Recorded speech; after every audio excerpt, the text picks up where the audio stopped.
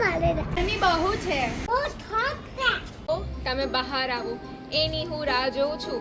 તમે બહાર આવશો એટલે તરત જ હું તમને ગરમીમાં ફ્રાય કરીને રાખીશ. અને ગરમી લાગે આપણે તો રમીશું જ. હાઉસ પાસે કશું રમીએ. હા, ચલો.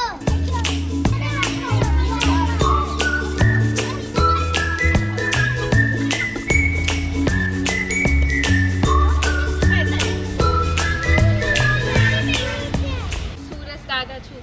આટલી ગરમીમાં ઉંધાણામાં રમશો તો હું તમે માથા પડીશ. ડિહાઇડ્રેશન થઈ જશે. દાદા, અમારે ટીચરે એવું શીખ્યું છે કે ગરમીમાં બહુ પાણી પીવું જોઈએ. અમે બહુ પાણી પીશું. અમે ખૂબ પાણી પીશું. તરબૂચ અને ટેટી ખાઈશું એટલે ગરમીમાં અમને રાહત મળશે. બસ દાદા, અમે તો સ્માર્ટ બાળકો છીએ. અમે ગરમીમાં સૂતરાઓ એટલે કે કોટન કપડાં પહેરીએ છીએ. બસ અને ટોપી પહેરીશું. પછી તમે શું કરશો સુરજ દાદા? બસ વાત. હવેથી અમે બપોરે નહીં રમીએ, સાંજે રમીશું. તો પછી તમે અમે કેવી રીતે માથા પાડશો?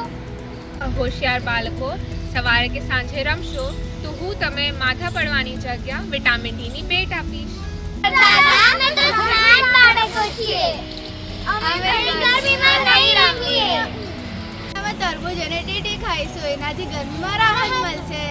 ઓ મારા હોશિયાર બાળકો, અગર તમે ગરમીમાં સૂતરાઉ અને કોટન કપડાં પહેરશો, પાણીવાળા ફલો ખાશો, ગરમીમાં બહાર નીકળશો નહીં અને નીકળવાનું થાય તો ટોપી અને ગોગલ પહેરીને નીકળશો તો હું તમને કંઈ નહીં કરીશ. તમે હેલ્ધી રહેશો.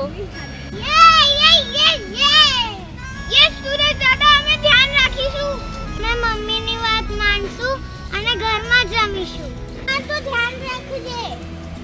અને આ વાત ખાલી અરમાનને નહીં ધ્યાનમાં રાખવાની, બધા બાળકોને ધ્યાનમાં રાખવાની છે. સમજ્યા? ગરમીમાં